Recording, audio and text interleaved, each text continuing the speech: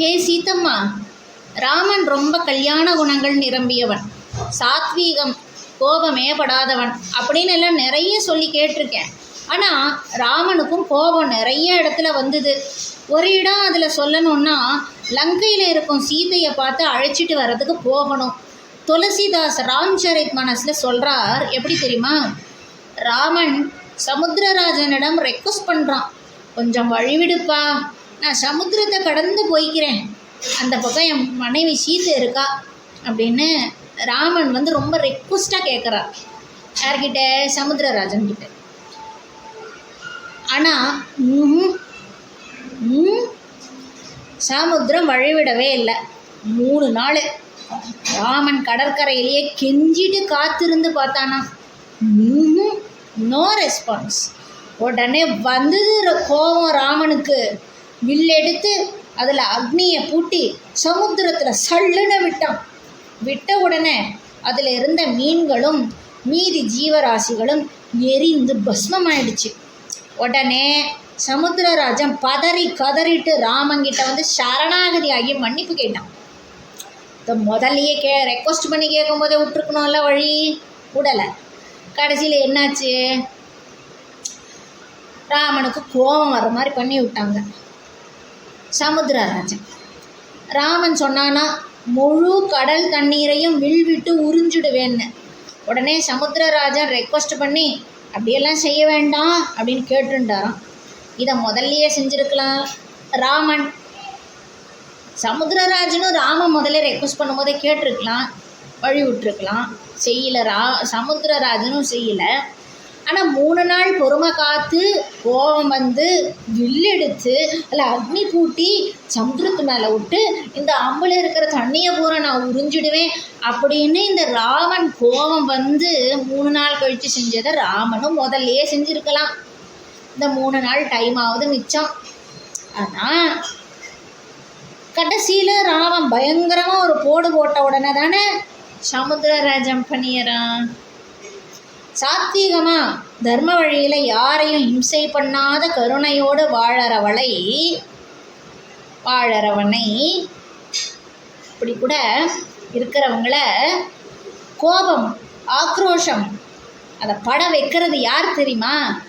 அது அதர்மியினுடைய செயல்தான் அவங்கள அப்படி மாற்றுறது.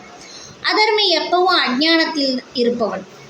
சாமதான பேதம் ஒர்க் அவுட் ஆகலைன்னா தண்டந்தான்னு ராமனும் சீதையும் கூட, பொறுமையில் சிறந்த சீதாராமனும் கூட, சீதையும் ராமனும் கூட யுத்தத்தை ஆட்சேபணம் செய்யாமல் ஆமோதிச்சிருக்காங்க.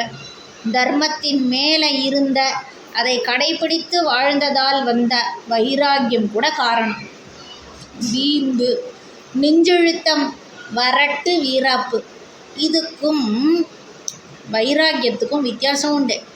வைராக்கியம் நல்ல விளைவை ஏற்படுத்தும், ஆனால் மற்றவையோ அதர்ம வழியில் செயல்களை செய்ய தூண்டும்.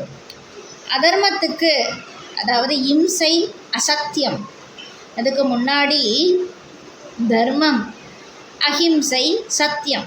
எப்படி பாரு? அதர்மம் அதாவது இம்சை, அசத்தியம். இதுக்கு முன்னாடி நிற்கிற தர்மம் அதாவது அஹிம்சை, சத்தியம். இம்சை அதர்மம், அஹிம்சை தர்மம், அசத்தியம் அதர்மம், சத்தியம் தர்மம்.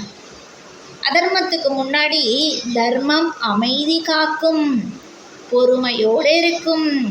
அதர்மத்தின் இந்த செயல்களால் தர்மம் அதாவது அஹிம்சை அதாவது சத்தியம் கவலையும் வேதனையும் கொள்ளும், வருத்தப்படும். ஆனால் அதை வைத்து தர்மத்தை தோற்கடித்து தான் வெற்றி பெற்றதாக எண்ணி அதர்மம் தலைகால் மறந்து கூத்தாடுவது எதுக்கு சமம் தெரியுமா? அறியாமை, அஞ்ஞானம் காரணமாக தான் அது. தர்மம் கவலை அடைந்து வருந்தலாமே தவிர உறுதியில் சிறிதும் குறைவில்லாமல் அசையாமல் நிற்கும். குதித்து போட்ட ஆர்ப்பாட்டத்தில் அதர்மம் ஓய்ந்து போய் விரைவாக கீழே விழுந்துவிடும், மீண்டும் எழவே முடியாமல். தர்மம் உறுதியாக நின்று ஜெயிக்கும். தர்மத்துக்கு, சத்தியத்துக்கு ஆயுசு கெட்டி அப்படின்னு சொல்கிறத விட அழிவில்லாத நித்திய வஸ்து அது. எது? தர்மம். சத்தியம். ஆயுசு கெட்டி அப்படின்னு சொன்னால் கூட நீண்ட காலம் ஆயுசு இருக்குதுன்னு சொல்லும் போதே அதுக்கு ஒரு நாள் அழிவு இருக்குதுன்னு மறைமுகமாக ஆகுது. அப்படி சொல்கிறதையும் விட ஒசந்தது எது அப்படின்னா தர்மத்துக்கும் சத்தியத்துக்கும் அழிவில்லாத தன்மை. எதை போல்? என் மீனாட்சியை போல். மீனாட்சிக்கு அழிவுங்கிறது உண்டா? இல்லவே இல்லை. அது மாதிரி உண்மைக்கு அழிவுங்கிறதே இல்லை. அதை யாராலையும் அழிக்கவே முடியாது. தர்மத்தை யாராவது அழிக்க முடியுமா? முடியவே முடியாது. அது மாதிரி ஆத்மா பரம்பொருள் எப்படி அழிவில்லாமல் இருக்கோ அதே போல சத்தியம் அழிவில்லாதது. அதுதான் வெற்றி பெறும். சத்தியமேவ ஜெயதே.